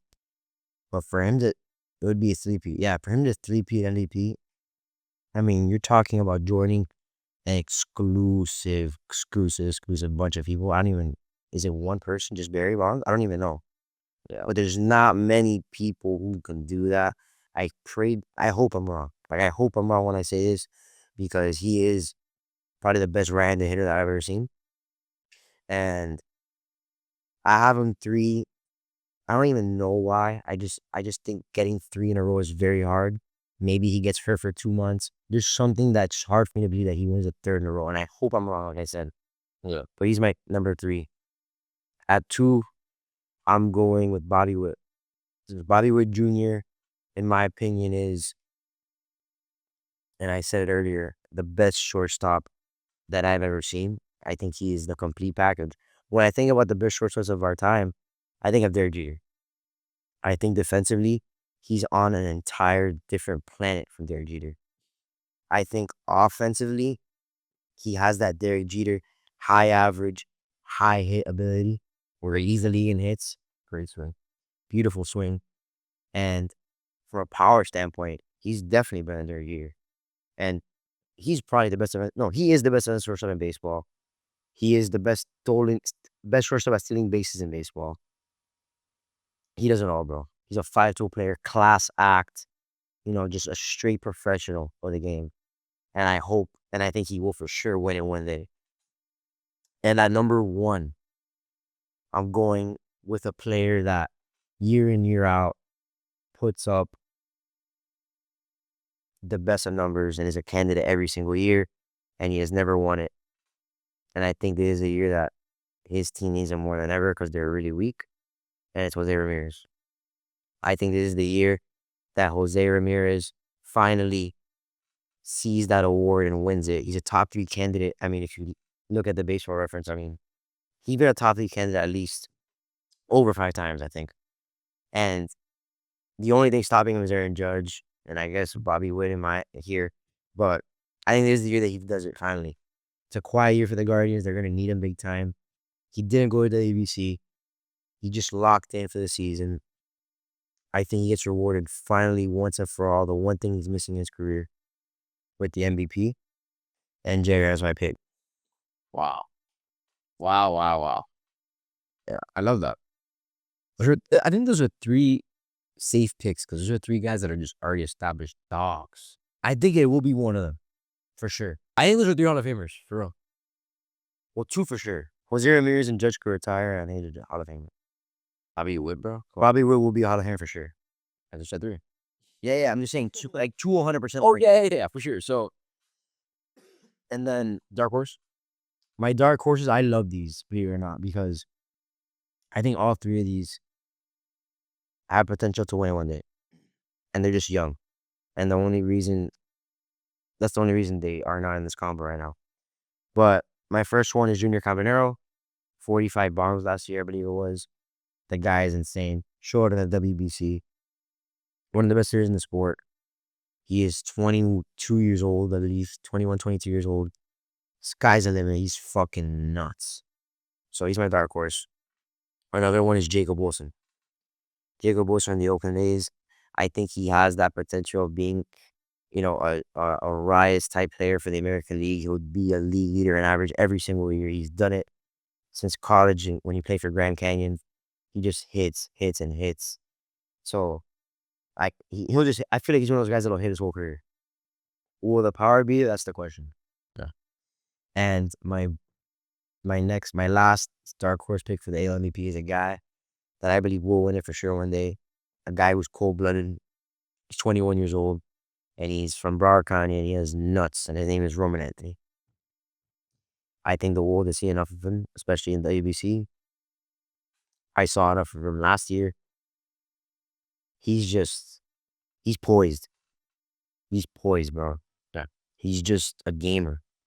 And and this year in the WBC, he got to be along big lefty hitters and Schwarber and Harper, gained big time knowledge.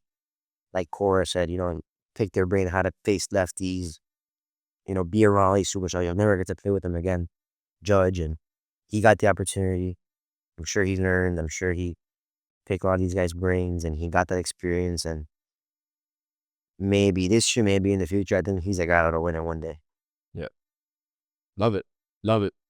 So, I'm going to... Okay, yeah. So, I guess my 3 is one of your dark horses.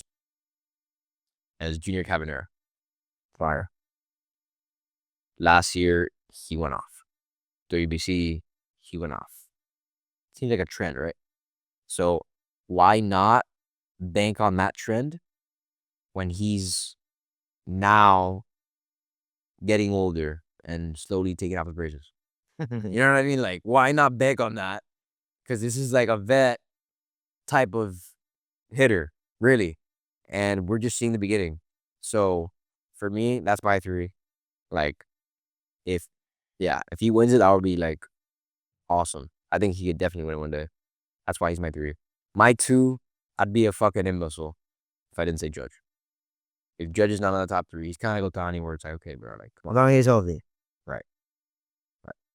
So, I'm going to stay quiet for that one because it's pretty self-explanatory. Best hitter in the sport. And then my 1.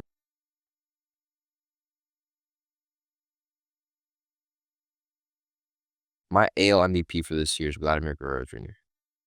Fuck yeah, bro. I love that. I love that. I'm gonna tell you why though, and I'm not saying this because I'm biased, but the truth is, we know what he's capable of. We know the type of hitter he is, the type of player he is, the type of person he is, and the way he carries himself. However, something that I never seen him in before was a moment like last year. A moment like the World Series. A moment of so much intensity. One could argue the most intensity. And still balling out. That playoff run was very special. And as a Yankee fan, that was just like, okay, wait, this guy's just insane. So you go from that, and then you go to the WBC, and he's still balling. So it's like, we already know who we're dealing with. The key difference is, for me, is that taste of gold. It's just short. And I think he's one of those guys like Miguel Cabrera, or, like one of those like Hall of Fame bats that can seriously win a Triple Crown. And I don't mean that because like he's doing extraordinary things, but like, no, it's because the type of hitter he is. He's very disciplined.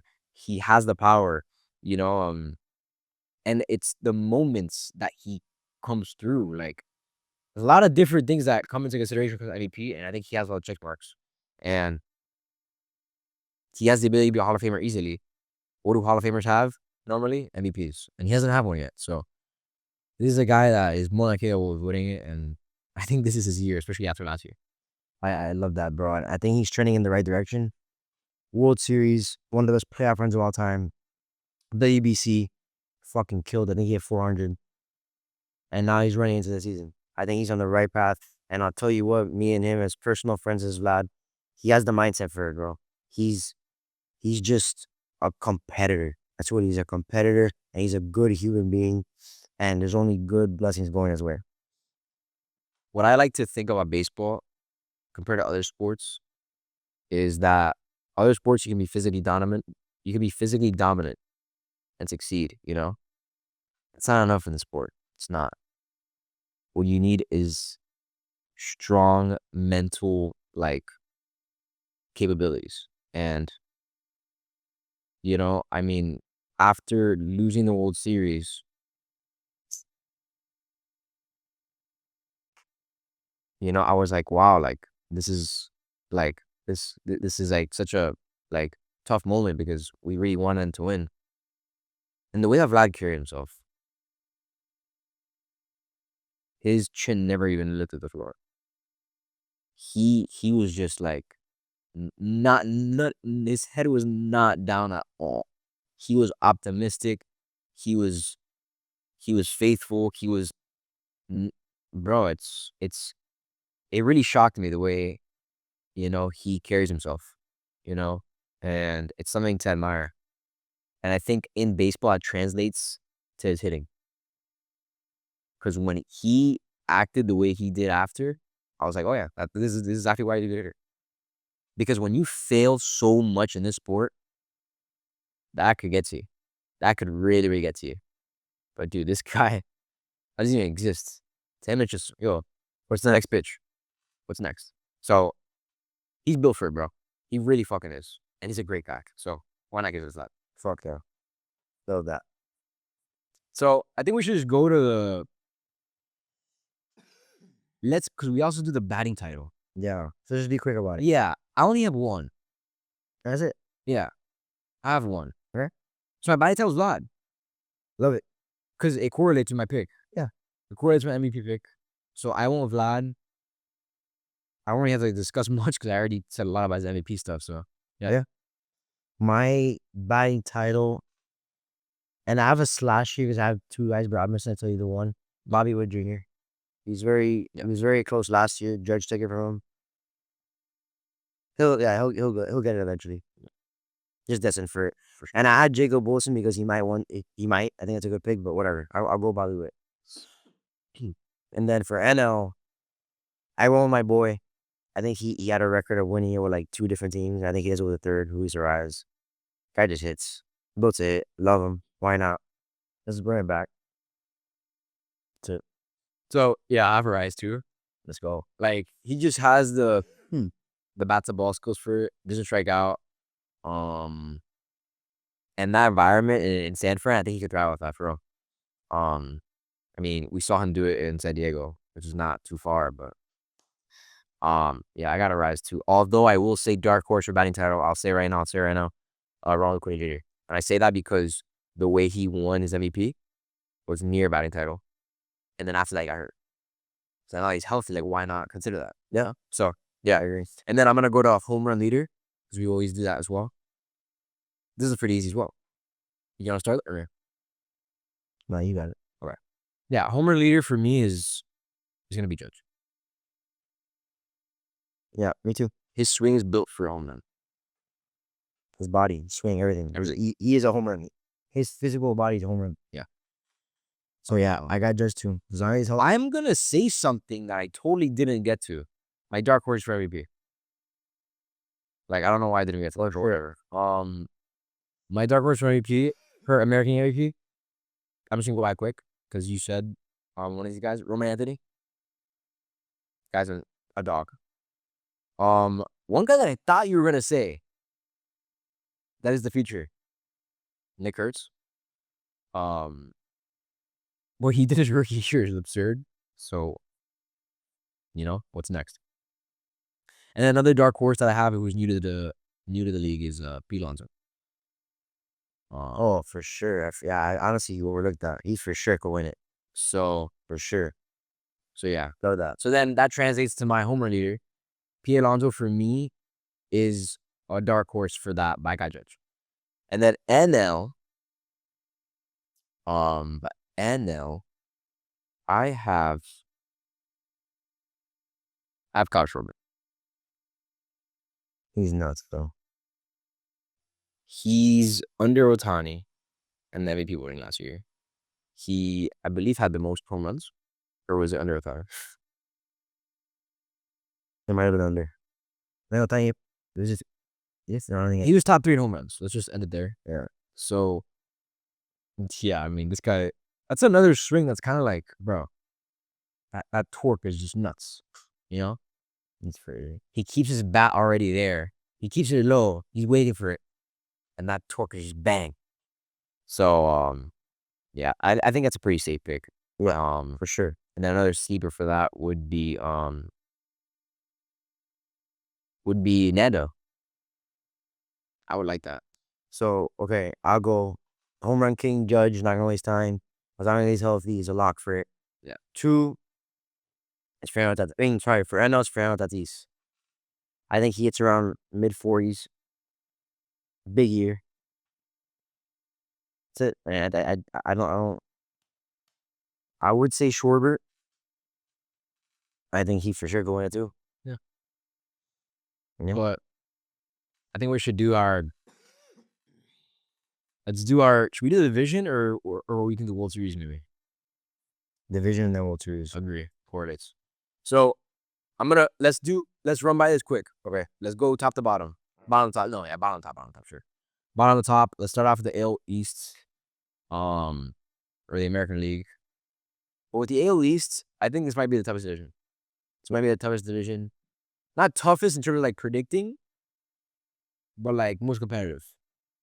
No, And predicting. yeah. Yeah. I mean, outside of the Rays, and the Rays are still a competitive team, those next 4 teams, you could really put it in any way possible, and I could see it happen. Easily. Yeah.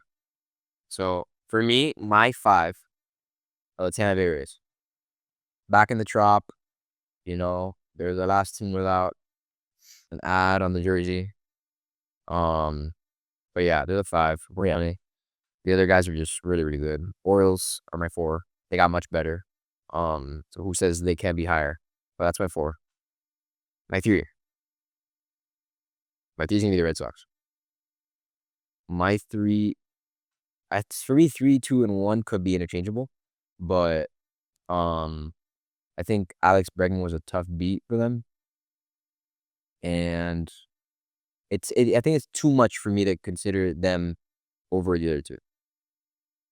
And for me, my two.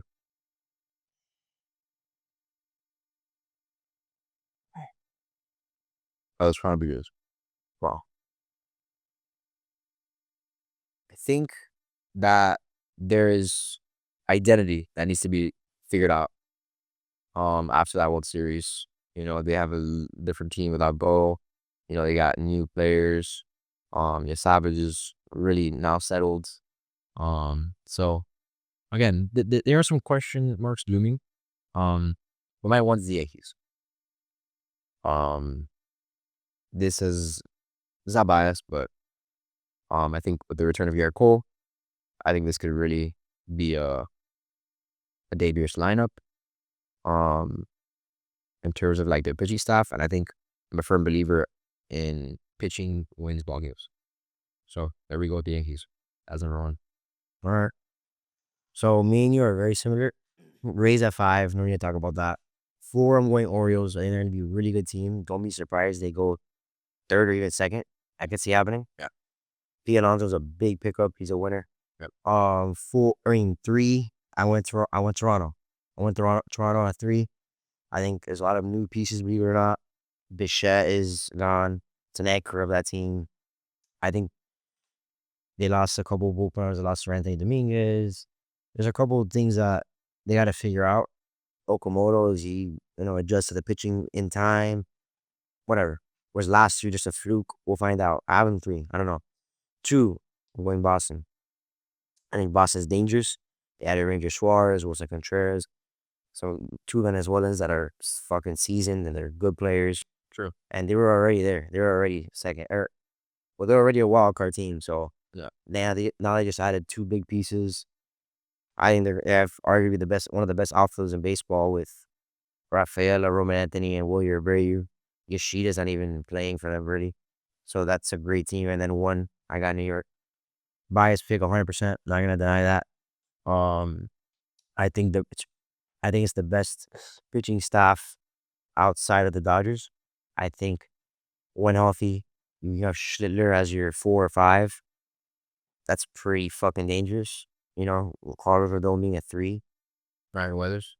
He ain't playing, dog. Yeah, but whatever. Bullpen will be good. They got a fresh start. They got rid of some bad bullpen. I think they're gonna be a really, really good team. The question will be the hitting, but pitching wins championships, pitching wins ball games, and they got it. So that's why they're my 1. Let's go to AL Central. Yeah. Last place, I'm going with the Minnesota Twins. I think they traded everybody at the deadline. All they had left is what? Royce Lewis, Joe Ryan. Not gonna cut it. The bullpen's gone. Duran's gone.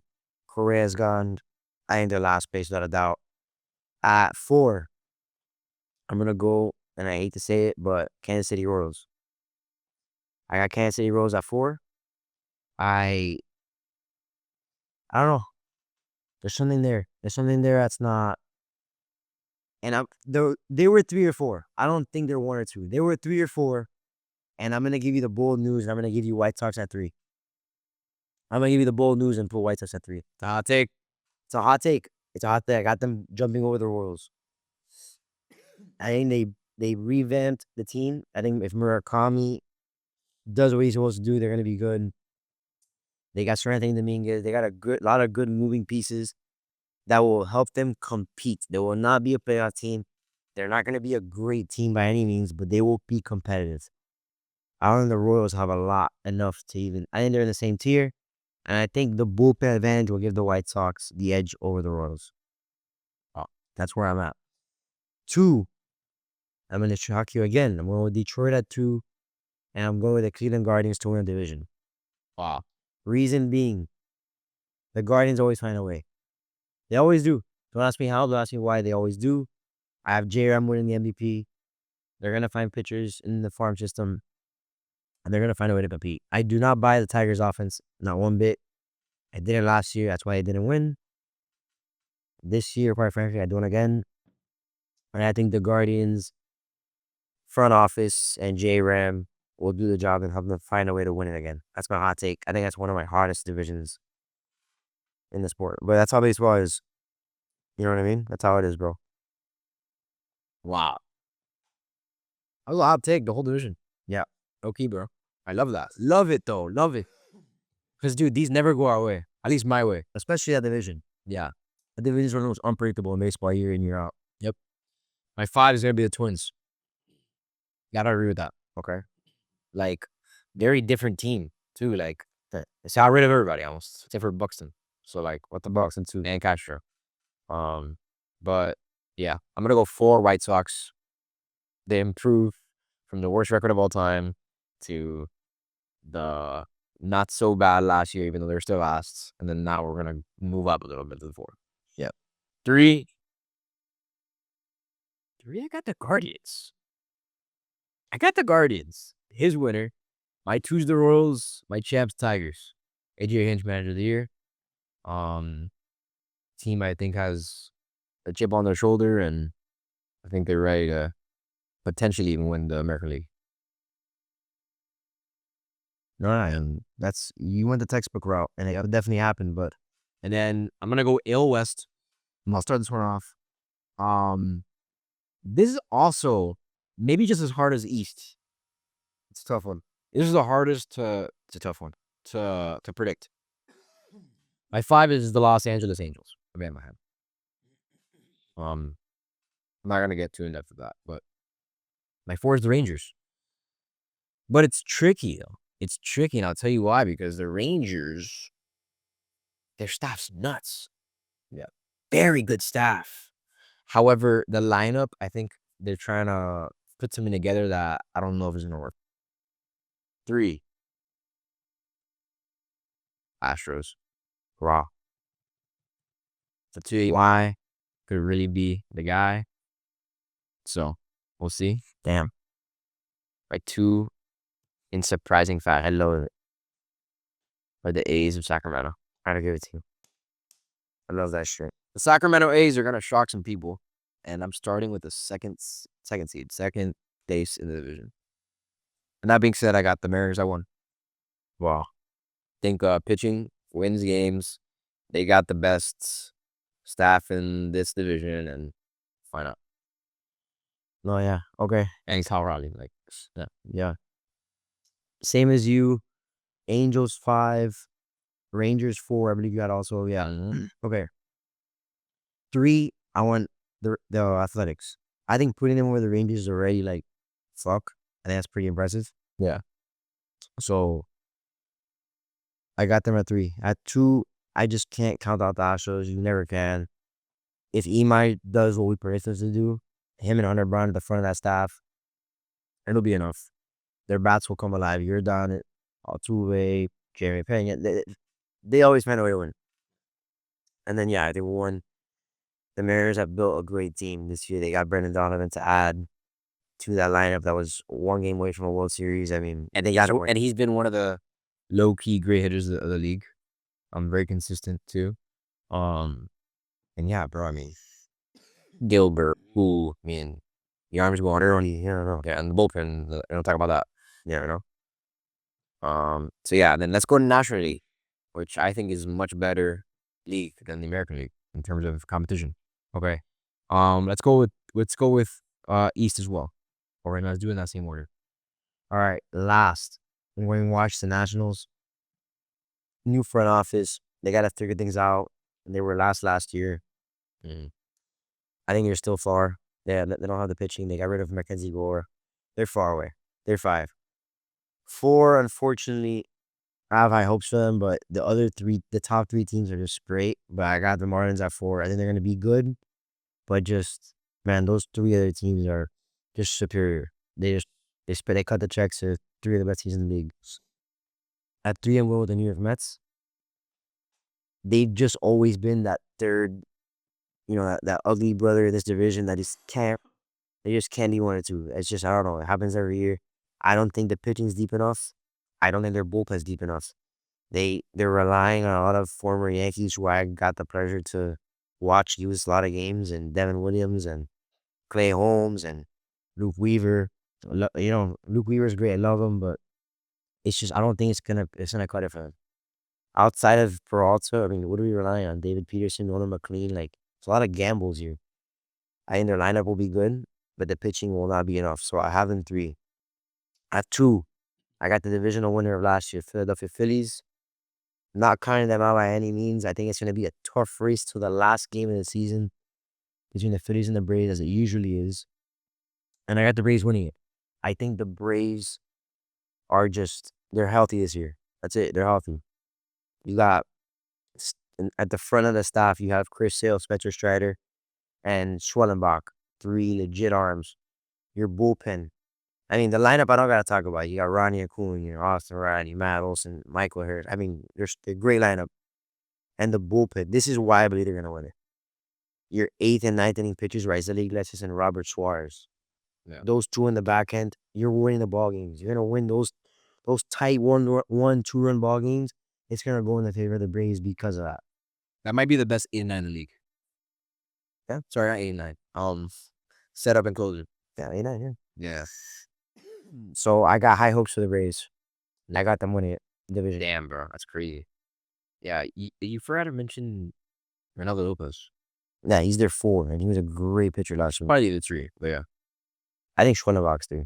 No. Schwellenbach's a dog. Definitely Ronaldo. Alright.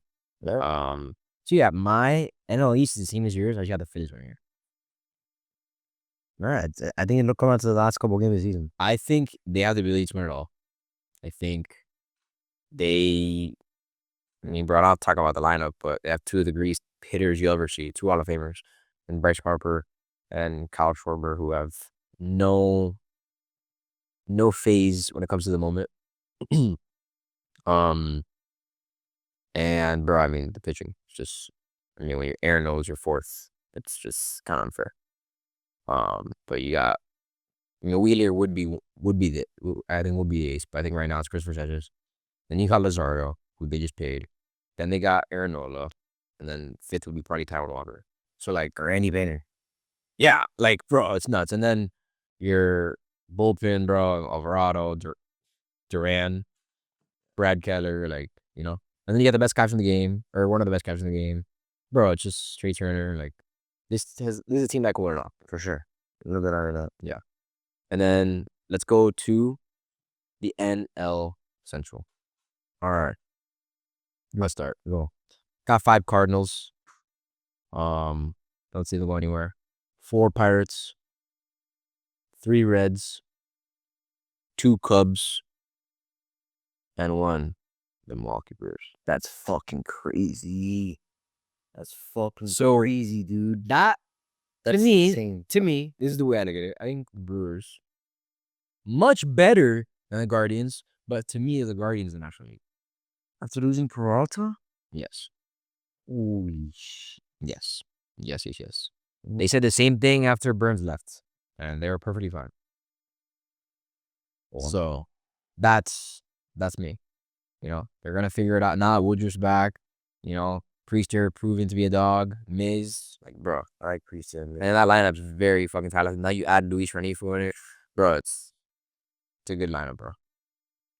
I agree. You can never count out the Brewers. Never with Contreras, in my opinion, like top 3 catcher in the league. I mean, Terang, top 3 second base in the league. You got Yeli, you got Churio. Great team, bro. They're a really, really good team. Like scrappy, and yeah, I think they win the division. Okay. So you had Cubs 2? I have Cubs too. And Reds 3? Yeah. Okay, so bottom 2 are the same as you. Cardinals 5, one of the worst teams in the league. Pirates 4. At 3, I went with the Cincinnati Reds. They're good. They're a good team. Like, no denying that. So same list as me. No. So yeah, there's no denying with the Reds. At 2, I got the Brewers. I agree. You cannot count them out. I think the lineup's good. Miz and Priester will push them enough to get them at that 2nd seed and probably a wild card spot. And we'll drift. Yeah. And then the winner, it's just, I don't see a way that Cubs don't win this division. Fuck. You got the talent. You got the pitching. You had the pitching last year, and now you add Eric Cabrera to it. You have probably the best closer. I have predicted the best closer in the game for this upcoming season, David Palencia. And dude, they had the best coach. One of the best coaches in the game. and Craig Counsell. So it's like it's hard for me not to bet on these guys. You know what I mean? So I got the Cubs winning it smoothly, like very comfortably. Wow, that's crazy. Yeah, Counting the Brewers out like that. not kind of them. I got them 2. I think that's doing them good enough. They're the best defensive team in the league. The Brewers? Yeah. But anyways, let's go to the last division, the NL West. Okay. So last we both got Rockies. I'm sure. Take us on. Yeah, automatic. 3-2-1. Right, Rockies. Automatic. You know, it's like that's just it's the annual. Yeah. I'm gonna get controversial here with my 4 spot. 1 through 4. Well, the only locks in this division is 1 and 5. Yes. Right? Dodgers winning it. Rockies last. There's no hiding the ball there. My 4. These 3 teams in the middle. It's hard because they're 8 tier. Yeah. I'm going 4 San Diego Padres. I think, I look at their staff and it's like Pivetta, Michael King, sure, they're good. But like, can you rely on them really to make a push in this division? It's a tough division. I think Michael King maybe a little bit Pivetta. I don't know if I could. I don't know. They just lost Robert Suarez in the pen. They do have Mason Miller. That's the one thing that's making me question all this. And you got Tatis and Merrill and Machado. Yeah. But outside of those 3 in the lineup, they lost Arias. I don't know who else I could trust. So I got them 4. D-backs are my 3 spot. And this was tough for me because I wanted to put them 2. I think they have the best infield in the game. Wow. I think when you got Arenado, Perdomo, and Ketel Marte in the same infield, that's pretty fucking good. I mean, we're talking about, I don't want to get, whatever, arguably top 5 in each position, you know what I mean?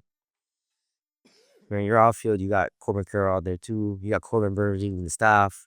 You got a good squad. So I got them 3. And then 2, San Fran. I think San Fran is really good. I love Tony Vitello. You got him winning Manager of the Year, so I'm assuming you have them in that spot too. But Logan Wilby's the front end of that rotation. Oh yeah. Count on him to win you games.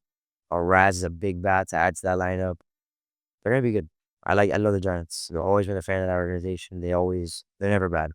Yeah. And then there's nothing to talk about one. I don't know. Yeah. So you stated the obvious with Dodgers and Rockies being 1 and 5. Giants are my 2 as well. You know, you got that right with the 20 with the Manager of the Year. You know, and then for me, the only difference was the Padres and D-backs. I have Padres being 3 and then D-backs being 4. But outside of that, same. Yeah.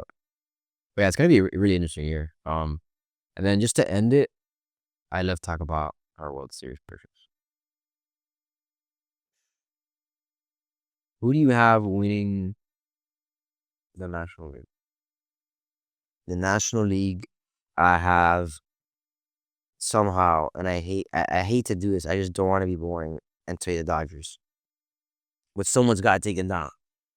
Can somebody please beat them? Somebody, please. And I'm going to be optimistic here and say that the good upon all the evil comes in from Atlanta, and the Atlanta Braves somehow take down the Los Angeles Dodgers. And I think it happens because of the bullpen. I think they have the edge in the bullpen. I love that.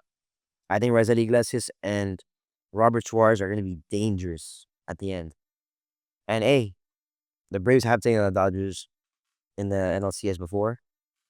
No, and why not? I just don't want to be boring and say the Dodgers, guys. I can see the Dodgers definitely winning this, but I got the Braves winning the NL.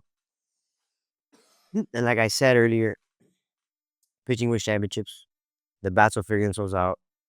I got the Bronx Bombers finding a way out of the American League. I think the American League is wide open. It's nobody's. It's not a lock. It's whoever grinds it out at the end. And the teams that grind it out are the teams with the best pitching and the best bullpen. I think the Yankees are lined up for that. The question will be the hitting. Will it be enough? Will Judge end the narrative of him not being clutch? I think this is the year, especially after selling out WBC. And I got a Yankees-Braves World Series where the Yankees come out on top and finally get 28. I may sound like a broken record, a biased fan, but I see something this year. Judge and Garrett Cole and Stanton have got to get a ring. They got to do it. I think AL's wide open. I think they can get it. They can get through the AL. And if somehow the Dodgers finally lose, I think it'll be theirs. Wow. Wow. Nah, bro. You got it. You really, really got it. And that Braves, man, he has high hopes for these Braves. Wow. Not making the playoffs to win the NL. And the division. But yeah, it's crazy. For me, it's tough. Because I want to take down the Dodgers as well. You know. Just don't see it happening. You win the championship, and then you win the offseason. Normally what follows another ring, like as a Yankee fan, I know what that's like. You know, so Edwin Diaz, Kyle Tucker, what are we doing? Warren Ulters. Who are they playing?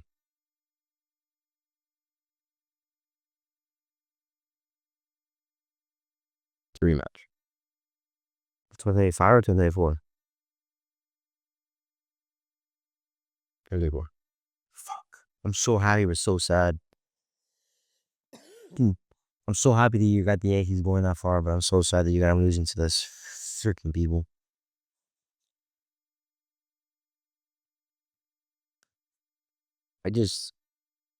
For me, I think that the World Series championship depends on the trade deadline. We don't know what teams are going to look like after the trade deadline. Yeah. I think the Yankees are definitely going to make a move. I don't think this opening day roster is impressive. No. But knowing them, I think they're going to hit the panic button and make a big signing. And I'm going to look back on this episode and think, oh yeah, this X was the guy. I don't know who that is, but he will be on the Yankees. I pray to God the Rangers or the Padres are tanking and they get rid of Seager at least. That's my prayer. That's my Hail Mary. Yeah, that would be beautiful. Or maybe get Gunnar Henderson. I got that. Oh wow. Oh yeah. Anyways, yeah, the Dodgers winning again. It's hard to fade them when they have such an incredible staff. Maybe one of the best lineups, maybe the best lineup we've ever seen. And then you just add Edwin Diaz to that pen. It's just like, what are we doing? So it's a formula that we've seen. I'm someone that looks at history, you know, and thinks, okay, if it happened like this before, then it should happen again. And I think the Dodgers are hitting a house time runner. I think they're George Steinbrenner, the boss. Yeah, not House. I think that they're really cutting the checks and they're investing into their wins. They're winning, but they're like, no, it's not enough. We're trying to do dynasty. So when that happens, bro, that's how you win a lot of them. So Dodgers, hate to say it, but I see a dynasty and I see it 3 feet. You got the Yankees finally winning 28. And that's an episode. We can't wait for this season. We love baseball. This episode was just baseball, basically. And this week gets served. Opening day. One of my favorite holidays of the year. Wednesday night. There we go. And the tower. And it's the Yanks. So, anyways, we appreciate you guys listening. And as always, we will see you next time.